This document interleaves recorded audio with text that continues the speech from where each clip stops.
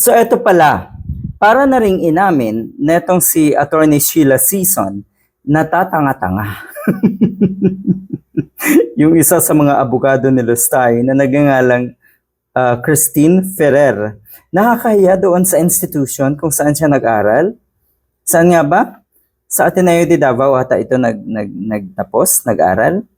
Nakakahiya.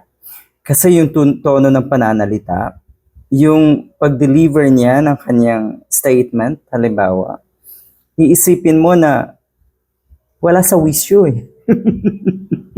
Yung tipong hindi naghapunan, yung tipong gutom, sinasabi ng isang, hindi ko sinasabing bangag siya, pero parang bangag. Yung sinasabi ng isang bangag.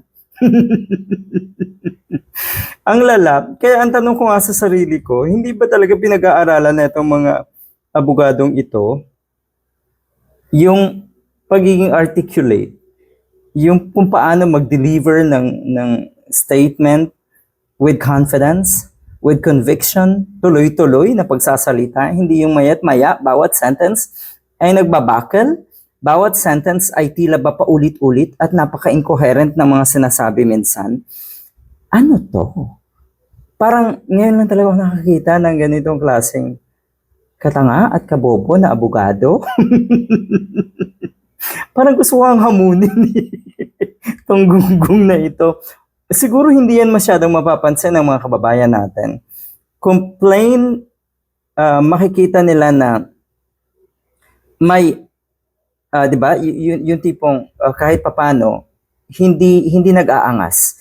Kahit papano ay hindi nag-a-attitude etong si Ferrer. Nag-a-attitude!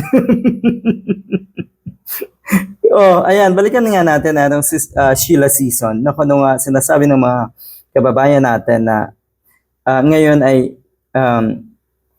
or uso na rin sa kanya yung tinatawag na gaslighting. Kasi nga, ang sinasabi niya, dapat daw ay, or meron daw na nilabag na kung ano man, etong si Attorney Ligutan sa pag-post nga ng isang statement tungkol doon sa misleading question. Walang pinangalanan, yan ang punto ni Attorney Ligutan, lalong hindi niya sinabi kung saang korte ito, lalong hindi niya sinabi na ito ay may kaugnayan sa impeachment court or impeachment trial na nangyayari ngayon sa Senado nga. Ibig sabihin, general rule. So walang nilabag. Totoo yun na walang nilabag. Klaro po sa rules of court na yung misleading question ay hindi po allowed. O parang inamin na nga rin na itong si Attorney Season na ganun nga, yung mga questions nga na itong si Ferrer ay misleading.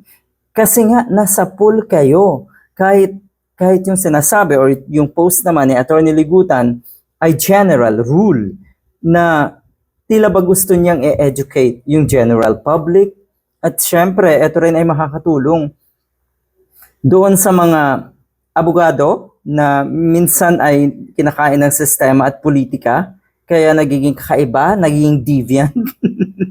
Tulad ng mga abogado na nasa paligid ng mga Duterte, nagiging kakaiba. At syempre nga, para na rin doon sa mga law student na in the future ay magiging katulad at kasing galing sana ng mga katulad ni Attorney Ligutan at hindi yung mga abogado ni Lustay. Sa bagay, kung titignan niyo po, kahanga-hanga pa rin yan sa mga DDS, etong mga abogado ni Lustay.